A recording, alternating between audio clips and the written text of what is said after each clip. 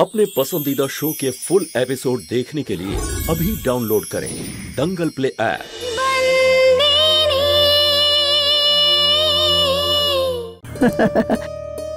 অনেক হয়েছে মা, ছেড়ে দে।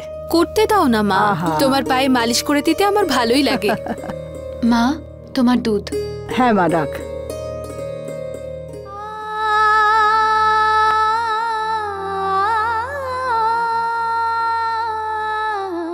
মা, আমি আজ ডিএম এর সাথে ফ্যাক্টরিতে গিয়েছিলাম, অনেক উন্নতি করেছে ও। হ্যাঁ মা, মন প্রাণ দিয়ে কাজ করে ধর্মরাজ। তুই জানিস, তুই চলে যাওয়ার পরে ওর সবকিছু কাজের মধ্যে লাগিয়ে দিয়েছিল। তুই জানিস এখনো ফ্যাক্টরি তোর নামেই আছে। আজ পর্যন্ত ধর্মরাজ দলিল পাল্টায়নি, একই রকম আছে তোর নামে। খুব ভালোবাসে তোকে। জানি তো মা।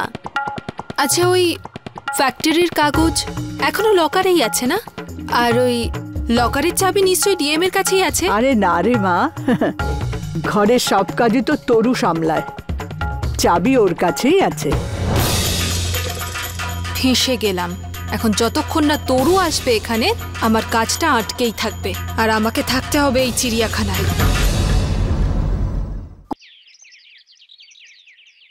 মা, মা কোথায় গেল? ওদিকটা গিয়ে দেখি।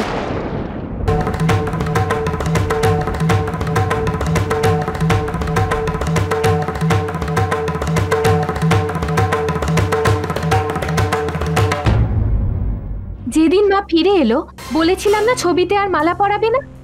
হ্যাঁ কাদ্দু দিদি। তাহলে ছবিতে মালা এলোটা কি করে? আমি এসব জানি না কাদ্দু দিদি। তুমি জানো না তার মানে কি বলতে চাইছো? হ্যাঁ, বাইরে থেকে কেউ এসে মালা পরিয়ে দিয়ে গেছে? কাদ্দু মা, চম্পাকলি তো বললো যে ও কিছু জানে না, তাহলে ওর ওপর রাগ করছিস কেন? দিদা, আমি ওর ওপরে রাগ করিনি। আমার ছবিতে মালাটা দেখে প্রচন্ড রাগ হচ্ছে। মায়ের ছবিতে শেষবার কে প্রদীপ জ্বালিয়েছে?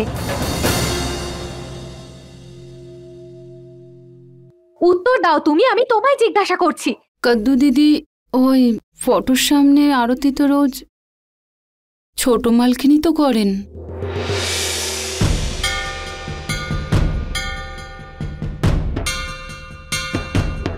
সন্ত, তুমি জানো যে মা ফিরে এসেছে, তাও তুমি এভাবে কি করে?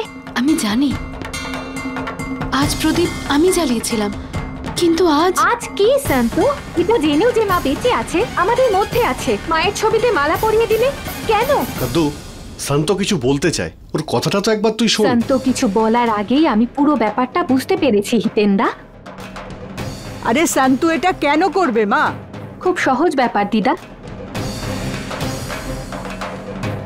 কোনো মহিলাই এটা চাইবে না তার স্বামীর প্রথম পক্ষের স্ত্রী আবার ফিরে আসুক।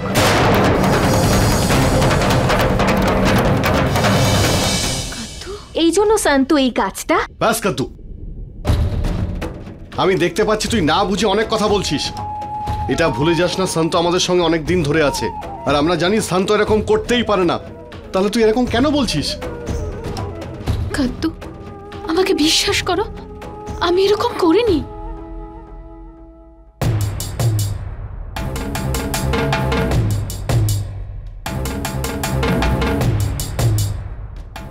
আরে কাদ্দু,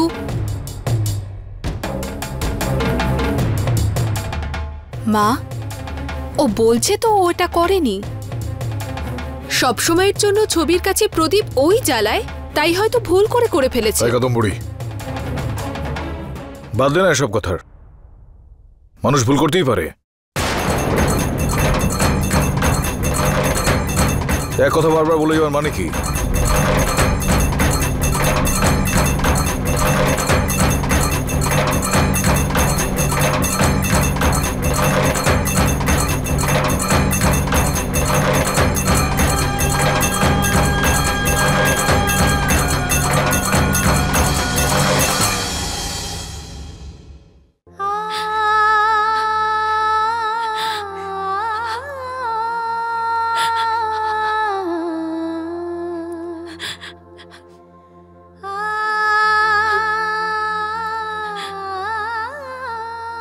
এই সন্তরি,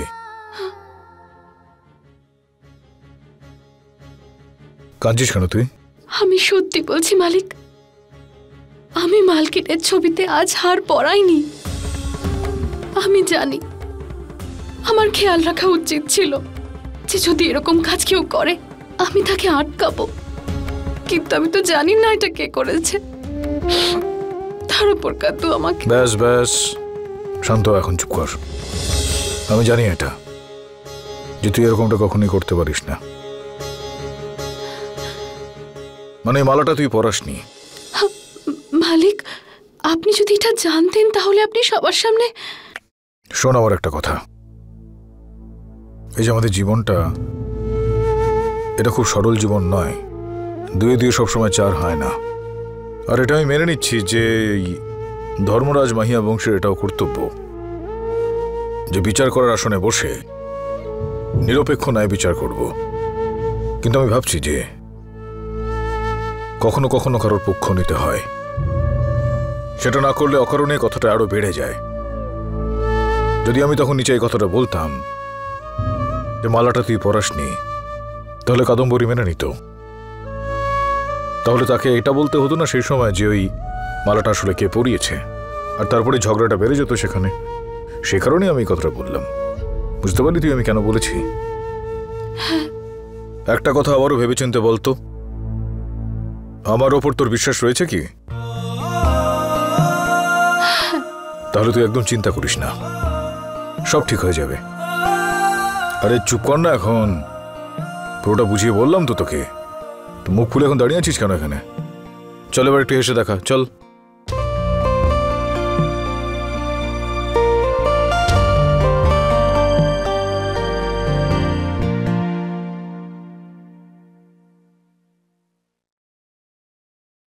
মা, কি ভাবছো?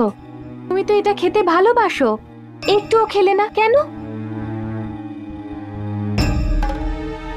এই সুভদ্রা আর কি কি পছন্দ করত? পাঁপড়? আর কিছু পায়নি? খাও না। এটাই ভাবছিলাম যে পাঁপড় খাবো। আমি তোমার সব পছন্দের খাবারগুলো বানিয়েছি। ডাল, এই বাঁধাকপির তরকারি, সব খেতে হবে কিন্তু।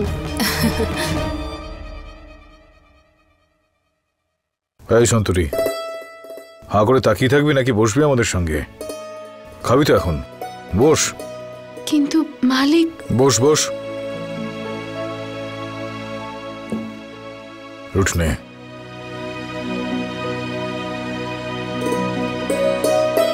হ্যাঁ ঠিক আছে, তুই ব্যাপারটা সামলে নিস। জয় শ্রীকৃষ্ণ। বাবা। হ্যাঁ বাবা বল। মৌলিক ফোন করেছিল, কালকে ও আর তোর অফিসে ফিরে আসছে।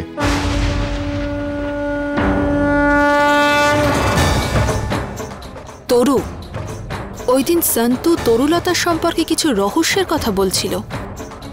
এবার তরু যখন ফিরেই আসছে, ওর কাছে যদি প্রমাণ করতেই হয় যে আমি সুভদ্রা, তাহলে এই রহস্যটা আমায় জানতেই হবে। কারণ যদি তরুলতা মাহিয়া বংশী এটা বিশ্বাস না করে যে আমি তার বৌদি সুভদ্রা মাহিয়া বংশী, তাহলে ও আমাকে চাবিটা কখনো দেবে না। যে করেই হোক এই রহস্যটা আমায় জানতে হবে। হ্যাঁ অনামিকা, তুমি এটা জানার চেষ্টা করো যে রহস্যটা কি, আর ওই চাবিটা হাতে পাওয়াও ততটাই জরুরি। কোনোভাবেই কিন্তু তোমার ধরা পড়ে গেলে চলবে না, কোনো রকম ভুল যেন না হয়। যেই মানুষটার স্ত্রী হওয়ার নাটক করছো না তুমি, ধর্মরাজ মাহিয়া বংশী তার নাম। খুব চালাক মানুষও, অনেক গভীর জলের মাছ ধর্মরাজ। তোমার তো কপাল ভালো যে চুরি করার সময় হাতে নাতে ধরা পড়নি, নইলে ওই কারখানাতেই তোমার খেলাও শেষ করে দিত। দেখো অনামিকা, আরে আমি তো প্রথম থেকেই আগুন নিয়ে খেলা করছি। আমি কোনো চোর চিটিংবাজ নই। আমি শুধু এটুকু চাই যাতে আমার জমি আমার কাছে ফেরত এসে যায়, ব্যাস। বুঝেছো? মনে থাকে যেন অনামিকা, ধর্মরাজ যাতে কোনোভাবেই তোমার খেলাটা বুঝতে না পারে। এবার থামো তুমি পিনাকিন দাদা। এক তো আমাকে দিয়ে এসব কাজ করাচ্ছেন, তার উপর আবার ধমকও দিচ্ছেন। যাই হোক, আমি এটা জানি যে এই পুরো ফ্যাক্টরি আমার নামে আছে, সব হিরে আমার। ওখান থেকে যদি একটা তুলেও নি, তাতে কি হয়েছে? তোমার নামে? এই অনামিকা দেশাই, মাটিতে পা রেখে চলো, অত বেশি আকাশে ওড়ার চেষ্টা করে লাভ নেই। আর শোনো, এই যে সুভদ্রা মাহিয়া বংশী সাজার অভিনয়টা চলছে না, এটা যদি কোনোভাবে ধরা পড়ে যায় খুব পস্তাতে হবে তোমাকে।